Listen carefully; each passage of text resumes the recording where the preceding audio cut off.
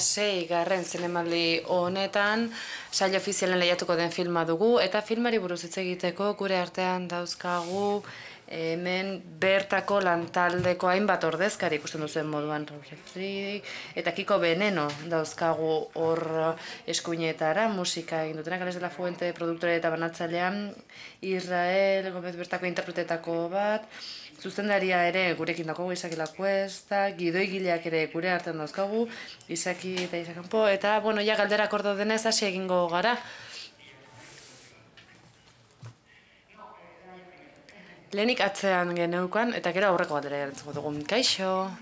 arratsaldeon eta lehenik eta behin zorionik onena ilusioz zoriontzen zaituztet eta taldekide guztiok lehenik eta behin aipatu nahi nuen Fran Araujo La leyenda del tiempon etzegoen gidoigilea txertatu dela azpimarratzea eta nahi nuke musikaz ere hitz egingo bazan dute Raul Refrik eta Kiko Benenek batez ere azpimarratzen nahi nuke bertako soinua, hau da filmen erabili duzuen soinua, komposizio osoan. Bestetik filma bikaina iruditu zait, denborarekin egin duzuen lana, pertsonaien erretratua, inguruaren argazki ere bikaina iruditu zait, eta zinema artearen elkarrizketa bada film honek inolako zalantzarik gabe elkarrizketa eskaintzen digu, eta benetan osatu egiten da bertako pinturarekin, marrazekin, bertan goiarekin, dartu bernarakoarekin ere elkartzen dira, eta nahi nuke hitz egingo bazenute, izan ere nik oihartzun asko ikusi ditut, Jean Rougen zinemarekin, zerikusiak daude, bertako bideak, zubiak, eta gisa horretako irudietan batez ere, eta uretan jolasten ikusi ditudanean protagonistak berriro ere Afrikako kostara eraman naute, Jaun Negroren gana, eta bertako zinemagintzara. Eskerrik asko, mila esker zuri. Lehenengo galdera gidoiari buruzkoa zela iruditu zait, beraz esan dezaket gidoia asko jakingo duzuen moduan 2004ean hasi zen, bertan Israelen historia kontatzen hasi ginen eta orain denboraren iragana nahi genuen filmatu eta nera bezar hori trasladatu, nola aldatzen ziren ahotsak, gorputzak eta bar, eta film horretan nolabait gidoi baten bidez elkarrizketa bat planteatzen genuen eta horren eta aurrean genuen irudiaren arteko elkarrizketa ere bada fikziozko filma da, baina nolabait oso modu zabalean irikita daude film hauek. Entre dos aguasekin ere horrelaxe egin dugu lan, hau da castinga egin dugunean edo entxeguetan ez genuen bilatzen gidoiko pertsonaiakin bat egokituko zitzaion aktore bat, baizik eta guk baditu pertsonaiak, baina castingan ikusten badugu, badaukagula beste norbait interesatzen eta harritzen gaituen zerbait gehituko duena, hemen Franek eta Lisak ikusi dituzte bertako casting eta lokalizazio guztiak gidoia aldatu behar izateko horregatik etengabeko elkarrizketan egon garai, Irrarekin eta gainerako aktoreekin ere bai, eta kredituetan ere ikusiko duzuenez agertzen da gidoia egin dutela Araujo, Kapok eta Lakuestak, eta gero horrez gain aktorek egindako sugerentzia horiek edo iradokizunak ere barne hartu dituela, beraz, etengabeko elkarrizketa bat izan da, bai entxeguetan, kastinetan, bai filmaketan, haiek ikusi dituzte bertako eralaketa guztiak eta berridazten jarraitu du horrek muntaketaraino eta baita gaur arte ere behar bat oraindik esango diate zerbait aldatzeko eta bueno, pentsatu nahi dut honekin konbentzituko zaituzte dela, filma ona dela esateko, eta gero, bai, urrengo galdera Kikori eta Rauli zuzendurikoa zen, musikarek ingurukoa, eta lehenik eta bene esan nahi dut oso lan bikaina eta ederra egin dutela, guk nolabait elkarrizketarekin eta bertako pertsonekin lan egin dugu, baina beraiek ere lan bikaina egin dute eta eskerrik asko benetan egindakoagatik.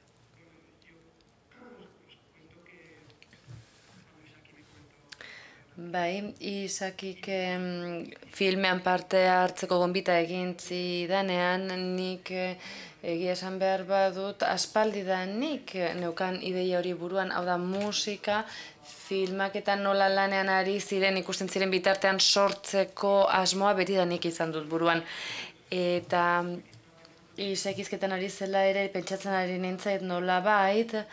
soinu bandan nik konposatu dudan alderdi hori nik topatu egin dudala, izan ere inspirazio iturria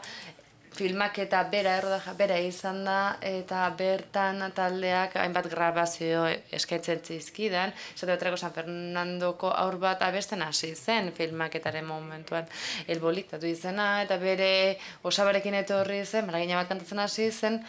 eta bueno, grabazioa pasa egin zidaten, eta hortik abiatuta, eta duela hainbat urte, Gabin Birielsek egin zuen gisa, izan ere berak kalean alderrei zebilen pertsona baten abesti bat grabatu zuen, eta berak pertsona honek abesten zuen esaldi hori errepikatuz, eta modu sinfonikoan erreproduzituz nolabait obra garaikide bat lortu zuen, eta hortik abiatuta, hau da, ahots ezberdinetatik abiatuta, bai kanpoan zelaietan grabatutakoarekin, eta gero beste produktore batzuekin, euren diskoekin landutako musikarekin, nik diskoetatik kanpo geratu den musika hori hartu, gitarra eta beste ehundura batzuekin nahastu eta gehitu egin dut. Erabat kontrako izan nahi da ohiko prozedura, normalean oinarri bat izaten dugu, eta gero grabatutako horren gainean abesten da, nik egin nahi izan dudana aitzitik izan da ahotsetatik abiatu eta ehundura lan hoiek sortzen joan, eta espero dut hori nabaritu dela lanean. Bestetik Ikoren emazteari ere komentatzen nion, eta Isakirekin ere izan dut honetaz izan ere, nolabait Kikok egin dituen konposizioetan, bereak Txeitoren atala agertzen du, ez dakit hori nahita egindakoa den, izan ere nik egindakoak Israelen bizitzari gehiago lotzen zaizkio, nik horren inguruko berrik ez nuen, ez dakit. Ongi dago ez jakite horretatik lan egitea, ezta? Bai, nik ezakitasunetik egin dut beti nire ibilbidea, eta beraz, beti garrantzitsutzat hartu dut ezjakitasun hori, eta eskertzen dizut zure ekarpen hori, sarritan iruditzen zait dena jakiteak zaildu egiten duela, benetan bertara gerturatza, eta misterioa mantentzeak laguntzen duena. Bai, begizulen kontrakorik ez emateak esate baterako, ez da? Bai. Niretzat benetan plazera izan da film honetan lan egitea, ikaragarri gustatu zait, eta horrez gain soinu banda ere partekatzea, baina ez dugu elkarrekin lan egin, eta bai, ez, guk elkarrekin ez, baina hor dago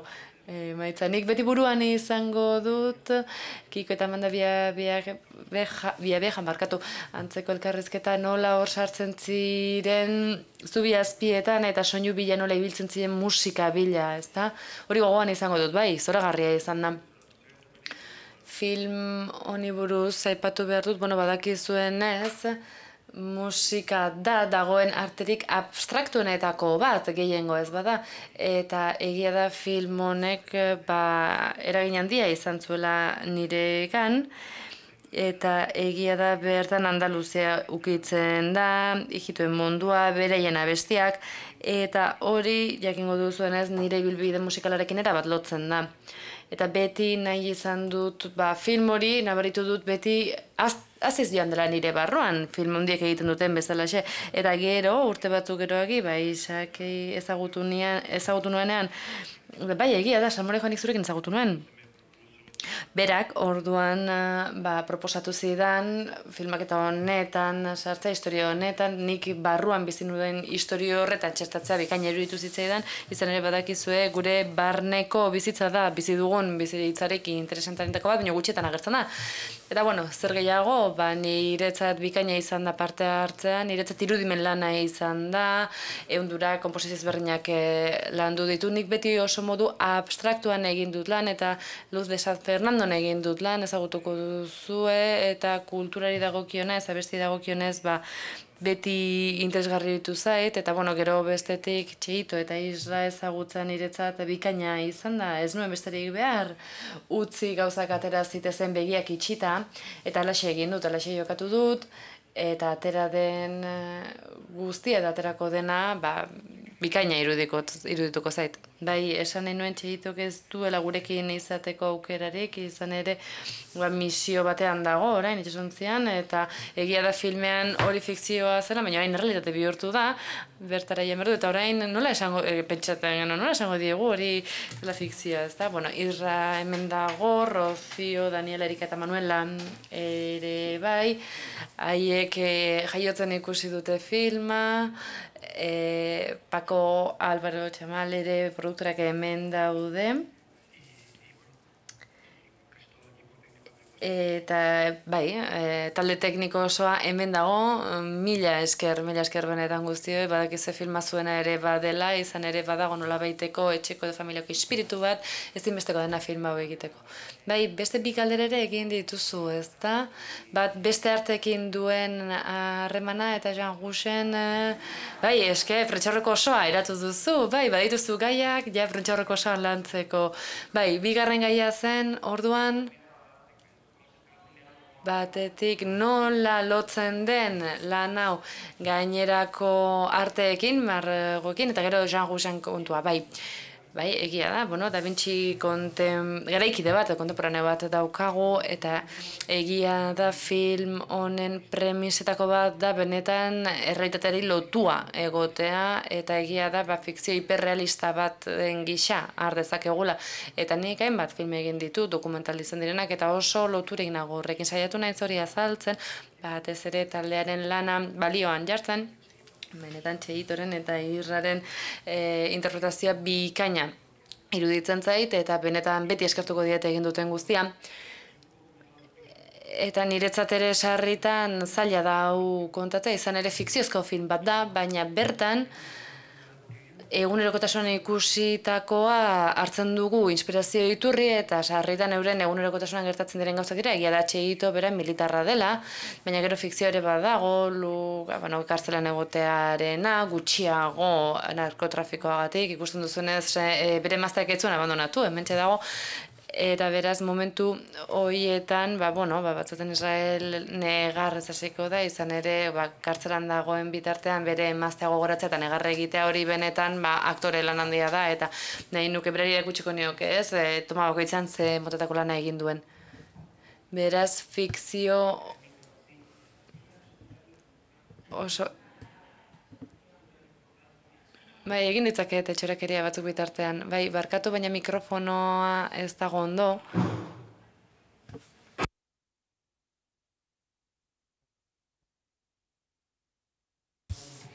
Bai, errauleketak egokak bidalez izkidaten lehenengo abestiak horrelakoak ziren gutxi gora bera. Flamenko punka hitz egiten genuen hartan.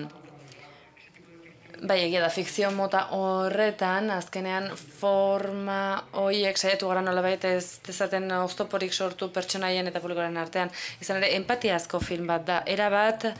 eta bertan argiaren lana ere handia izan da sofistikatu da, baina saiatu gara argi hori ez ikusteko. Badakit ez dudala inolako sarerik irabaziko, izan ere badirudi filma ez dela idatzitako bat, Eisak eta Franen lana ez ikusiarena egite saiatu gara, ez dina ikusi nahi genuen hori izan da gure helburuetako bat errealismorik gehitzeko. Eta honek, zer ikusia du esandakoarekin, hau da eraginekin, iruditzen zait belaunaldi honetan, gu jaiogaren beranaldian, hainbeste zinema kontsumitu dugu, azkenean badago hor arrisku bat formarekin, eta abar, eta gogoratzen dut nola lehen da del tiempo filmatzen genduenean ere, saiatzen ginen, ahalik eta denborak gehien kameran horre pasatzea, eta Irrarekin eta Txehitorekin lan egitearekin, ez dut pentsatu egia da, gure maixuen gan, Claire Denis, kontemporaneak edo garaikideak direnak edo zarragoak direnak ere bai, saiatu gara nolabait dena barneratzen, barneratuta daukagu, baina gero filmatutakoan, benetan kameraren aurrean dagoen hori bakarrik eslatu nahi izan dugu. Hemen beste galdera bat dugu, gauza bera gertatzen da soinuarekin, baina badirudi askok soinu hori ez dutela ia nabaritzen. Bai, egia da, musikarekin ere soinu espresionista eta realista bat egin dugu, eta Castillorekin hori egin dugu, eta Mandarekin ere filmaketaren garaian. Bai, aipatutako eragin horiek edo influentzia horiek gogoratu naiz Truffaut eta bere Antoine Joanet gogora ekarri dizkit, ez dakit, hau ote den zure bertsio partikularra. Bai, egia da lehen del tiempo egin genuenean, hasieran motivazio eta inspirazio iturri handia zen, Truffauten eta Leloren gainean hitz egitea, eta azkenean, zinegileak berak erakutsi digu denboraren iragana importantea dela filmatzerakoan, eta iruditzen zait garrantzitsua dela gauza horiek kontuan hartzea eta oso naturala agertzea duela. Lau bat egun arte inork ezin zituen ikusi aur gineneko irudiak ez delako erregistro horiek, eta gure gurasoak edo gure aitona-amonak ez genituen ikusten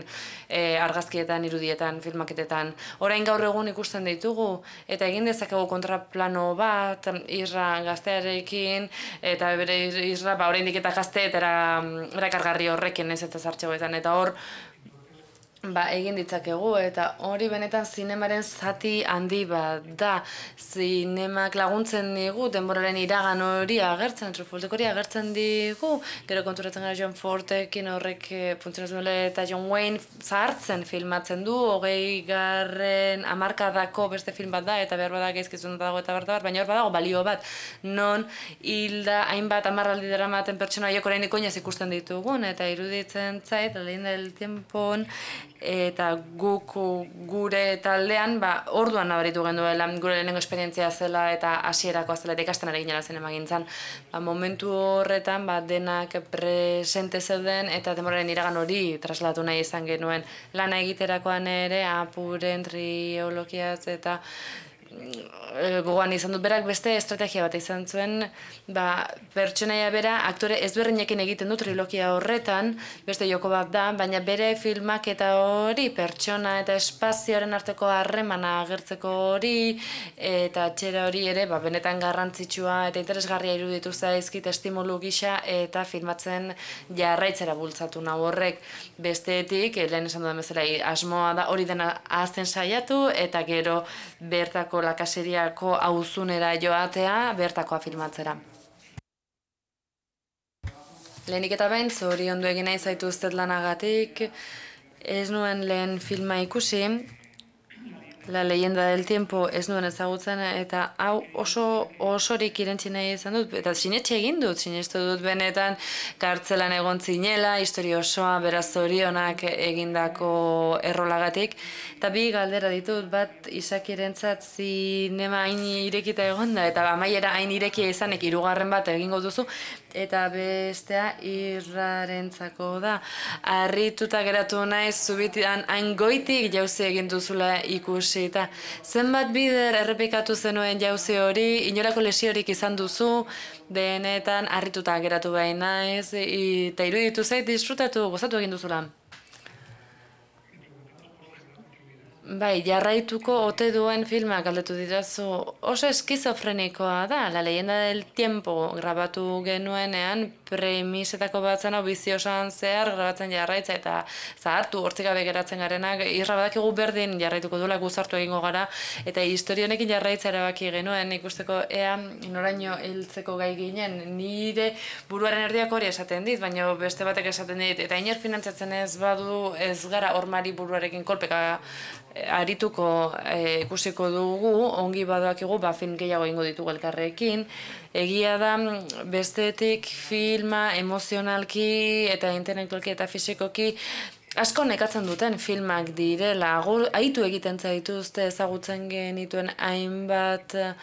fikziozko filmak egin dituen, eta iruditzen zitzaidan, fikziozko filmak grabatzerakoan, horrelako asko egin ditzakela, bizioso eman ezakela, baina film hauek, jendeak badaukalo ohiturarik, baina nik egiten ditut, eta telebistak esaten dela, sai hartu, azuk hartu zure denbora, eta hor ikusten dugu baietz egin dezakegula. Eta inork ez dit galdetu, baina erantzun nahi nuke aztu aurretik, filmen badago, gauza bitxi bat, fikziozkoa da, baina benetan erreala den sekuentzia batetik hasten da, Manuelaren jaiotzetik hementxe daukagu Manuela, momentu horretan finantziazioa ez genukan, eta pentsatzen genuen ez genuela finantziaziorik izango, ez genekien Roziok eta Irrak 20 aurre izango zituzten, ez genekien finantziazioak emango zuen. Eta egia da hori da, gure grabaketarik garestienak,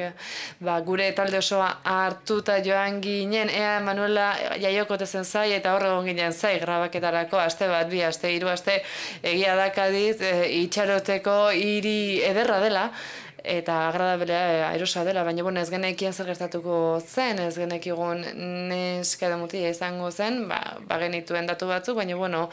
zeuden aurre ikusi gabeko puntu batzuk, eta idatzitako filma zen, baina hor zeuden utxune batzuk, eta ez genekien zer gertatuko zen, batez ere 2 momentuetan, bata erditzean eta tatuatzerako momentuan izan ere, tatuaje hori egiten duenean, benetakoa da, eta Irrak beti esan zigun berak tatuaje hori egin nahi zuela, eta Gidoian tatuatzaileak esaten dio, optimistagoa egin beharko lukeela tatuatza, eta Irrak berak erabaki zuen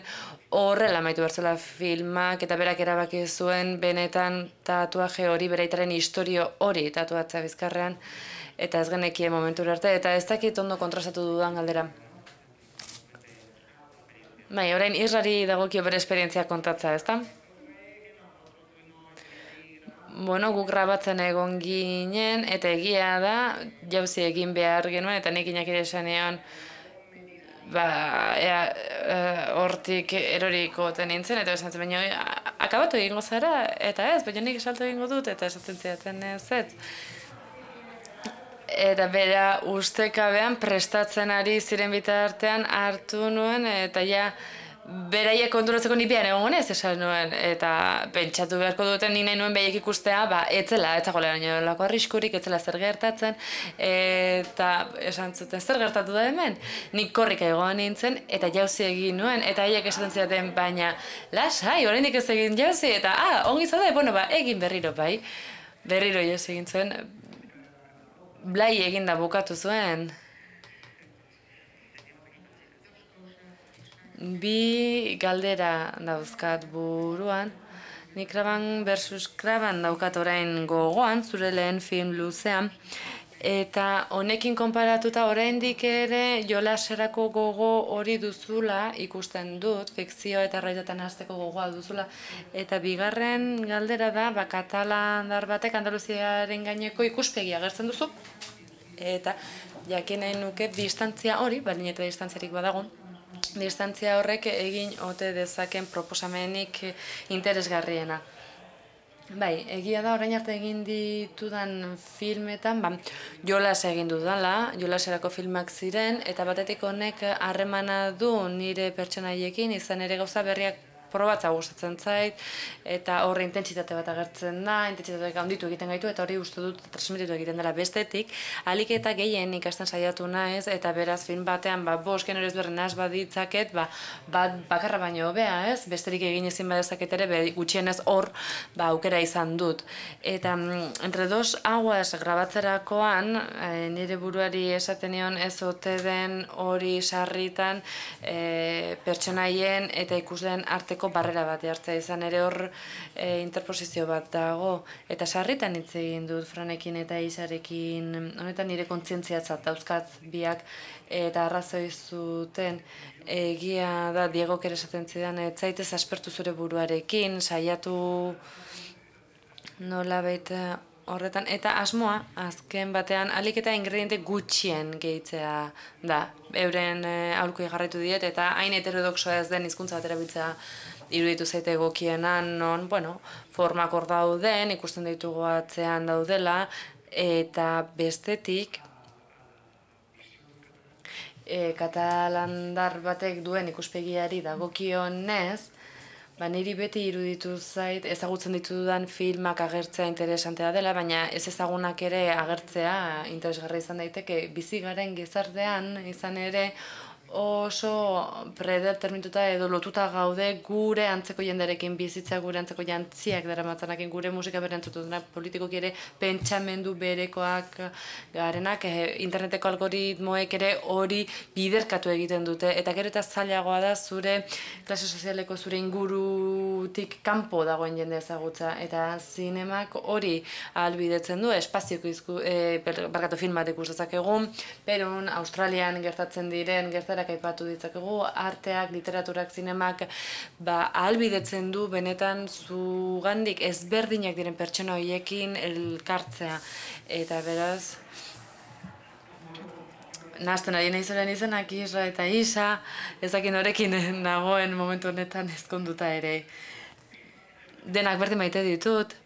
baina Isarekin eta San Fernandora joaten ginenean konturatzen ginen. Bai, mikrofon arazo bat dugu berriro, ea konpontza lortzen dugun.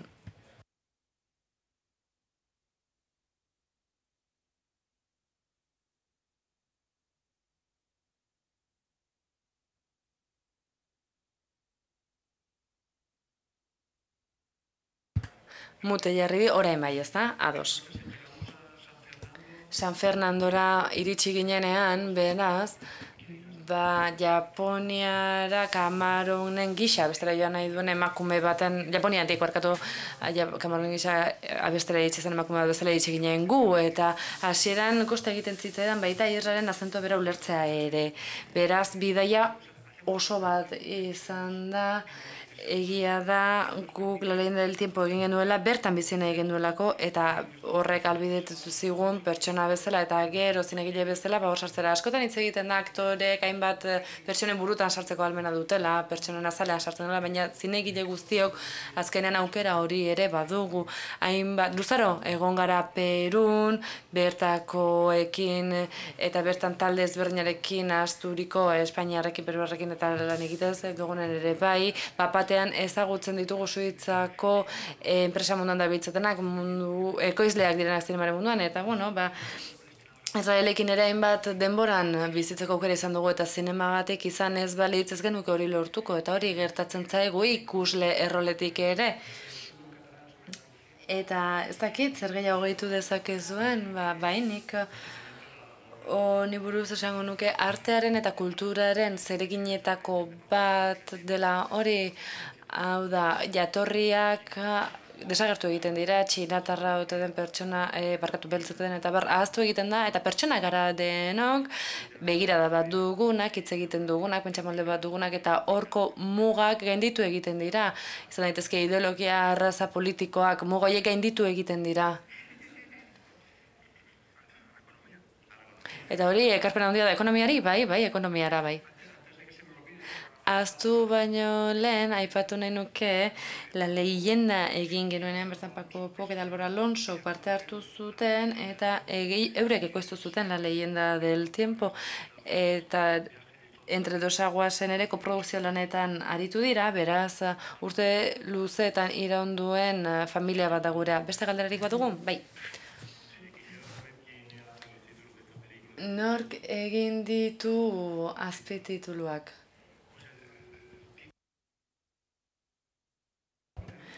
Tituluak nork egin dituztu, zu izan zarela izenburua barkatu izan ere, nork erabaki ditu izenburuak? Bueno, La leyenda del tiempo, jatorrian bidaia bat dago, gu San Fernandora mugitu ginen, eta hori erabaki genuen, eta ez Txiklanak Amaron bertan San Fernandokoa zelako. Eta harrituta, liluratuta geratu ginen Kamarunekin eta bere diskoarekin, eta La leyenda del tiempon, berak ekikok sortu zituen hainbat abesti, eta gero utzi egin zizkigun filmerako erabat eskuzabala izan zen, eta horrez gain denboraren joan agertzen zuen film bat zen, eta bueno, bertan Kamaron gisakoak izan nahi zutenak eta ez agertzen ziren, eta horregatik erabaki genuen La leyenda del tiempo izan ere abestitzat hartu nahi genuen, eta gainera Lorcak ere aipatzen zuen, Lorcak hori jaso zuen Victor Hugotik, La leyenda de los siglos egin zuelako, eta beraz izenburu hauek batetik bestera da, ez dira inorenak, denenak dira, eta musikan horrela egiten duzuelan askotan, zatiak biltzen dituzue batetik eta bestetik, eta hori asko gustatu zitzaidan, horrez gain, kaosa izan zen, iruditu zitzaidan izan ere Camaroni buruzko, eta kaos batzen, eta bai egia da, ekoizleak ere sufritu zuten bertako kaosarekin, eta hurrengo filma antolatu genuenean, prestatu genuenean Diegok deitu zidan, Osueletik eta bera,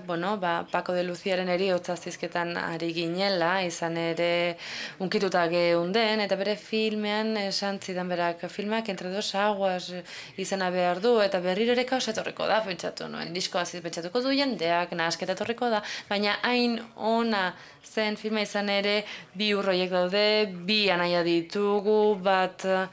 legearen alde baten besteak, Atlantiko hor dago bi kontinente banatzen ditu, eta Darin Turine kritikariak behin egin zuen nire zinemagintzari buruzko kritika bat, eta nadar entre dos aguas jarri zion izena, izan ere bi urroien artetako bidea aipatzen zuen, eta osatuz joan ginen, eta hori erabaki genuen, abestia bezalaxe, beste musika bat gogoratzen digun, abesti bat da, eta azkenean abesti horiek sortu gaituztugu, egin gaituztugu, eta gainera polita da, eta Kiko bere ere hemen dago. Bai, galdera interesatua izan da, barkatu. Azken galdera bat egiteko tartea dugu, eta bestela, Frani isari edo Alixi emango digu hitza, zerbait gehitu nahi baldin badute, aukera dute. Filmosaperak ekin du, esan zidan ez zuela etorri nahi, hori rollo bat zela, esan zidan, bera ekoizlea da, gidoigilea ere bai, egia da denetarik egin du. Eta irrari eskatu zion behinola bertako taldeko pertsona guztiak eta bera da, benetan jantzi gintzen izan dudan pertsonarik onena, Isak antolatu du guztia, gidoia, antolaketa. Eta katalanei buruz eginako galderaren arira, bigarren film honetan, lehenengoan genuen ikuspegi hori, baina hemen dagoeneko bigarrenean ja maite ditugu, izan ere 12 urtetatik gabiltza beraieki filmaketan, aurrak ezagutzen ditugu, eta Rocio bera baina lehenagotik ezagutzen dugu elkar, egia da, bai. Oraindik ere gogoan dugu nola agertu zen bere bizitzan. Beraz, ikaragarri ezagutzen genuen eta familiatzat genuen, eta beraz guk azkenean helburutzat genuen, denen artean zerbait sortzea egia da, urtero elkartzen garela, gehienez bi urtean behin, eta galetzen dugu, nola imaginatzen zu horrengo filma, horrengo pistolak hartuko dira, horrengo zerrak hartuko da. Eta Jean Gusek ere horrela pentsatzen zuen, hau da, ze pertsonaia nahi zituen pentsatu, eta gero, lehen gai horiek hartu, bere lagunak inguru hartu, eta horrekin sortu dugu, kontatu nahi izan dugun historioa. Gogoan dut, nola Argentinako borroka armatuari buruzko Los Condenados filma egin genuen, eta bertako giza eskubidean zinemalian Buenos Airesen parte hartu genuen, eta hor...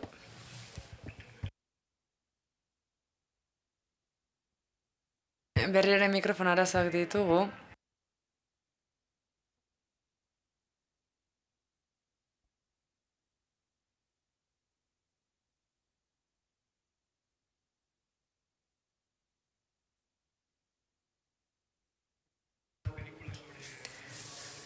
Film hura, benetan publikoan gerrileroi ugari zeudela, asko oso identifikatuta sentitu ziren, beste batzuk minduta sentitu ziren filmarekin, galdetzen ziaten nola sartu zara zu gai horretan beste belaunaldi batekoa izanik, beste herrialde batekoak, eta Argentinarrekin ere itzen genduenean, haiek esan zuten ez, hautenen artean egin dugu, Argentina, Peru, Espainiaren arteko kolaborazio bat da, eta beraz jende askok ez zuen inoiz horrela prozesatu informazioa, ez zuen pentsatu horrela lan egiten genuenek, eta horrela egin dugu beti lan.